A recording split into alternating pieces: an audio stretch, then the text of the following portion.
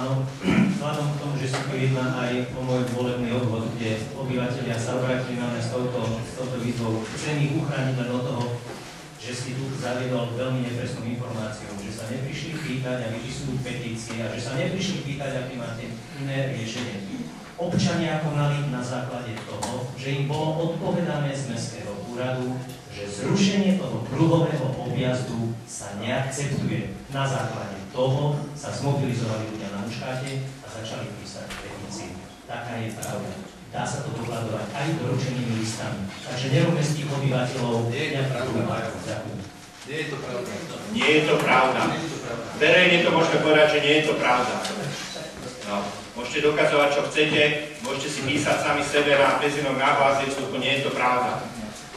To je presne to isté, ako keby som ja dnes sa zobudil a pozrel si jednu variantu, druhú variantu a poviem, toto je čo za blbosť, toto prepojenie Cávy a Muškátu. A keď to zistím, tak sa idem opýtať na mestu a prosím vás, táto blbosť ešte platí, alebo prečo, alebo je to blbosť, nie je to, možno, že to aj nie je blbosť.